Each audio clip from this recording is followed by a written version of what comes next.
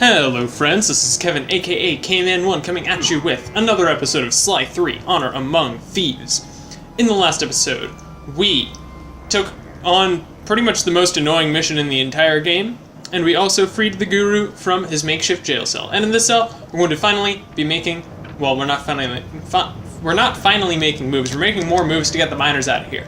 Let's just go ahead and take on the first mission. We subtracted a few miners from the equation. You know I don't understand that math talk. We need to, put the smack down on these, bad dudes for justice. Righteous! I'm the man for the job! The Guru will start luring miners to a position near this giant crocodile. Your job is to throw the thugs into the mouth of the monster. Teach them to like eating miners, huh? That's a sinister plan, Bentley. I approve. With some luck, the oversized reptile will be an invaluable asset in our efforts to drive away the miners. He might even take care of our Mask of Dark Earth problems. I've spotted it prowling near the safe house. Roger! It's feeding time!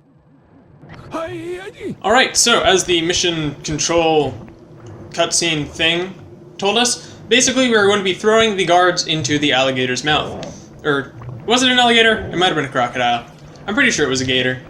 But anyways, we are going to be throwing the things into the guy, and we need to throw four of each type of guard in order to complete the mission.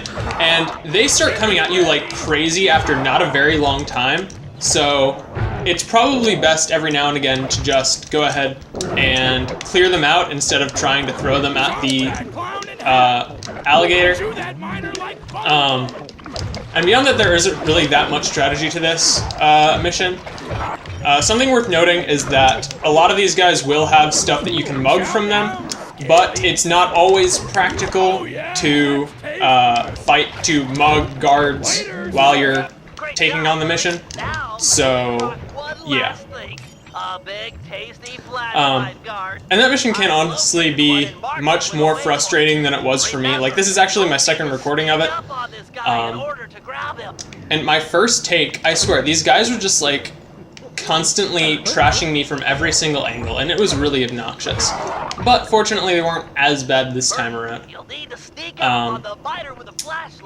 And you do you do actually need to sneak up on this guy, because flashlight guards are stronger than normal guards. I haven't really shown it properly in this game, but flashlight guards have been massively upgraded from previous games where basically they were only a little bit stronger than standard guards, but in this game they are a much, much bigger threat. Not that guy though, that guy's a total win. That guy was easy. The guard wearing the Mask of Dark Earth. Let's see if all of your hard work with this croc pays off.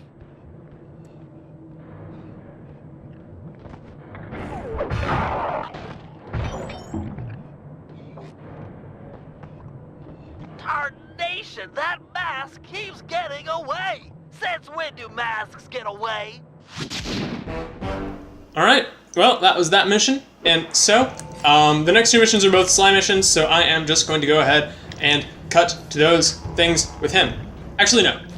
One thing I want to point out real quick. Sorry, awkward cut there. For some reason, the game stopped working. But anyways, this isn't super important, but we do have the paraglider now. You can buy it during the third day, I guess, of the time in Australia. So very, very nice, and a power-up I very much enjoy. I've gone on and on about it in the previous game, so let's just do this. You ready to head out for the oil fields? Should be right through this cave. Oh yeah! Bentley said there'd be heavy machinery and destruction going down. Sounds like your thing. Y-E-S, yeah! We're going after some radioactive oil, right? I don't know. I can never pay attention during those slideshows. Don't tell Bentley. Wouldn't dream of it. Alright, so now we're going to be in a bit of a loading screen. And if memory serves, well, this isn't necessarily like the longest mission in the world. It can get very, very tedious. So I think for the first time in this series, I'm just going to go ahead and speed up and do a little bit of post-commentary. One is to protect these power stations while Earth gets all 6 oil wells flowing. Use this super clock Alright, and so for this mission we are going to be controlling a giant claw man thingy. I don't really know how to describe it. I think it's called like a Super Claw 10,000. And so the basic controls are you pick stuff up by pressing the X button, and then you can either drop it again by pressing X or throw it by pressing circle. Pretty simple and straightforward.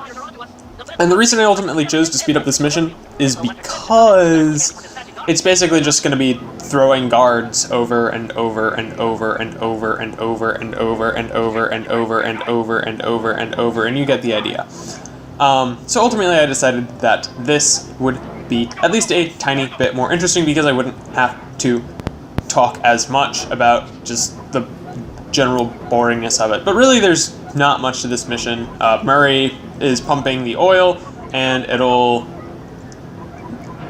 I guess, spawn on a certain interval, and you just gotta make sure that you don't die in the interim. And it's not like even the guards will attack Murray or anything, or even a lot of them spawn. They spawn fairly slowly, and they really don't do that much damage for how slowly they spawn as well. And I'm pretty sure you regain like to full health every time you transfer between a station. I'm not completely sure on that, so don't like quote me or anything.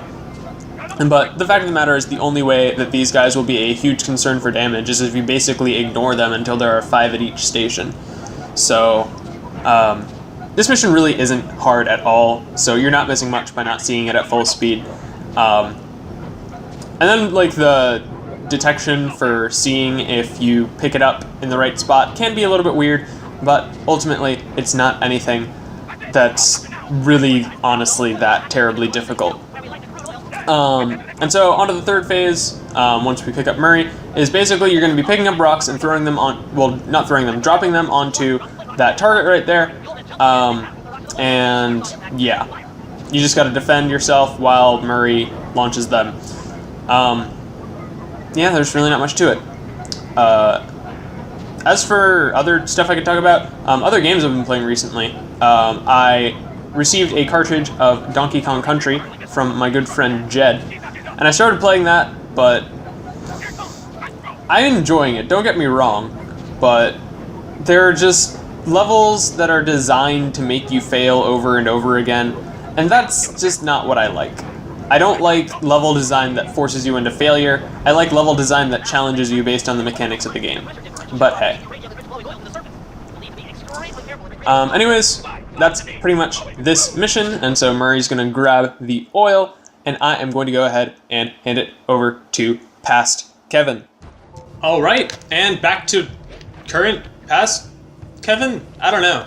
How does time work when you're, like, pre-recording all of this stuff? I don't know. But anyways, it's back to me, and I'm going to pickpocket this guy, and then I'm just probably going to, I'm just going to go ahead and sprint over towards the next destination, because it's not that far away. So, let's just go ahead and take care of that. Plus, parasailing makes everything easy, right?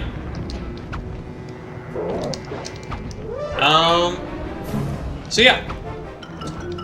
For those curious, just like doing the mission took a solid 6 minutes, and I definitely would not have been able to talk about that for that long. All right, boys, look tough and get angry. It's time to intimidate the locals.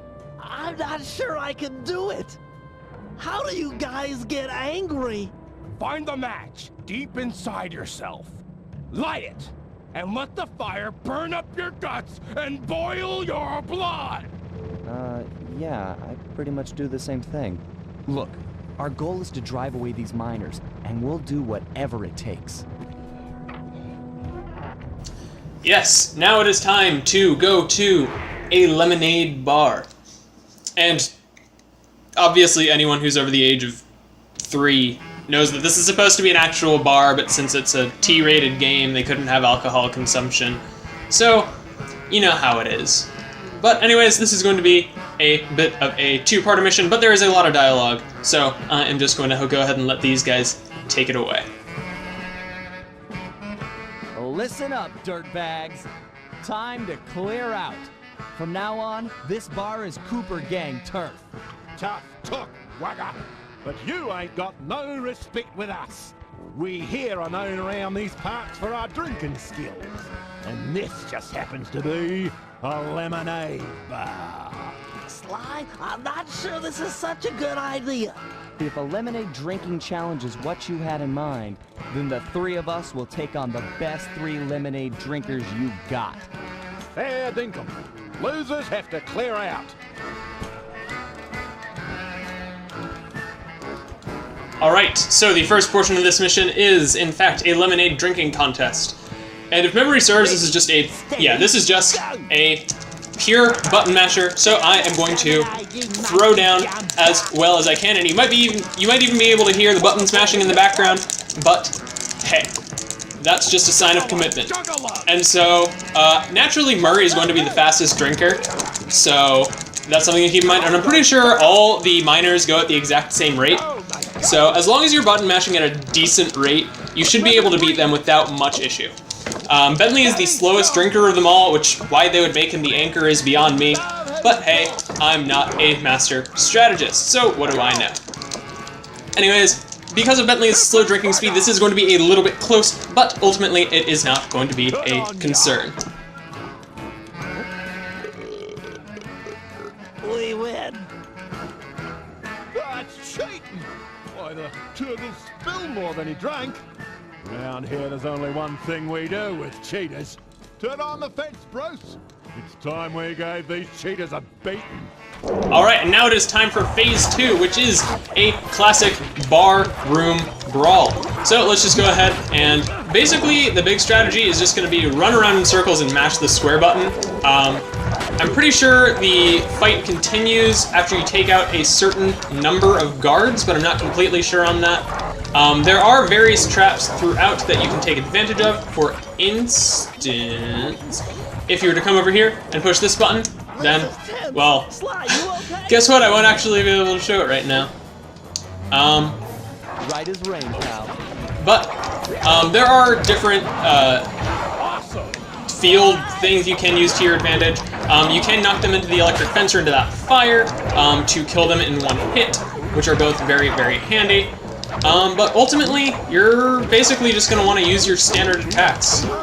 There's not really much to this fight other than fight a lot of guys. And I don't know the exact number you need to take down in order to beat this mission. So you could either be here for like a really long time or not very long, depending on how good you are at basically KSing your teammates.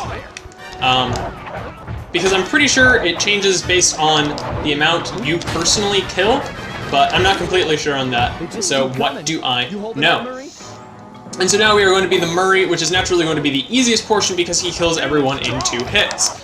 So, very, very straightforward. Looks like we are down to just the last few.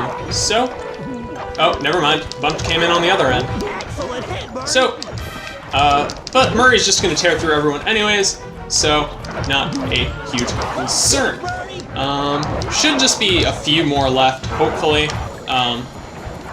And if not, then I'm going to be very disappointed because honestly, the third phase of this mission is perhaps the most enjoyable for me. And we'll get into that in just a moment. Looks like these are probably going to be the last guys. Something to note is that these guys do actually do friendly fire, so that is something they need to worry about and not you. Yes! The Cooper Gang rules the roost. We're the kings of the hill. The totally maxed out heavyweight champions. Those guys won't be coming back here anytime soon. Guys, looks like they saved their big guy for last. He's wearing that freaky bad spirit mask. He must be so jacked. We should work together to take this guy down. That mask has a powerful force in it.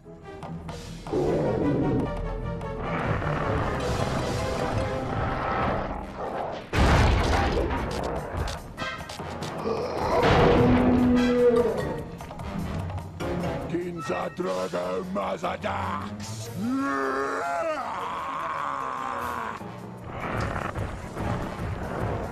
Alright, and so for the third phase of this mission, basically, you are going to be playing as Sly, and you're basically going to be leading him around into different traps set by Bentley and Murray in order to be able to damage this guy.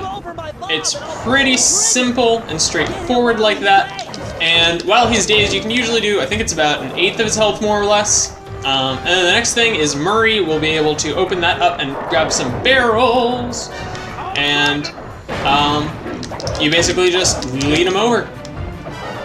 And this only takes a few phases, I guess, in order to take him down. And you gotta watch out for his charge attacks is the really big thing, because they come at you faster than you probably expect. But overall, it's basically run around in circles and attack him when you have the chance. Classic Sly Cooper boss battle fare. So lead him over to Murray, and he will throw the barrel of lemonade. And that's pretty much gonna be that. I don't understand why, because it's like, I know this was originally like a US developed game. I'm pretty sure Sucker Punch is either a US or like a North American company at the very least. So I don't know why they would have put up all these. I mean, I know that like alcoholism, well, not alcoholism, but just like alcohol consumption is considered much less child appropriate in America than Japan. Not that it's like child appropriate in Japan, just that like the drunk old man stereotype specifically is very commonly used even in children's media. But then in the US we have lemonade bars. Finally, that guy was the mask. It's getting away? We might have cleared out this bar, but that mask is sure to keep making trouble for us. We need to destroy it.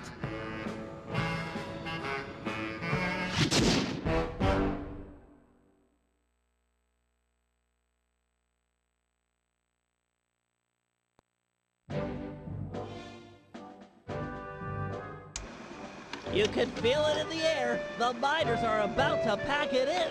In fact, they'd probably already be long gone if it weren't for the corrupting influence of the Mask of Dark Earth. It's clear we need to destroy it. Time for Operation Moon Crash. To start things off, we'll need the Guru to take out the gyrocopter. With it gone, we'll have clear skies for Phase 2. Now, according to Aboriginal folklore, the Mask of Dark Earth is the sworn enemy of the Moon Spirit. So, given Murray's moon shape, we'll coat him in the glowing oil and have him pose as the spirit. We'll then dangle him from the crane. The mask is sure to spot his ancient foe and come running. That's when we'll strike. Murray, thunderplop off the crane and obliterate that mask. With the mask destroyed and the miners run off, the Guru will be free to join the team for the Cooper Vault job.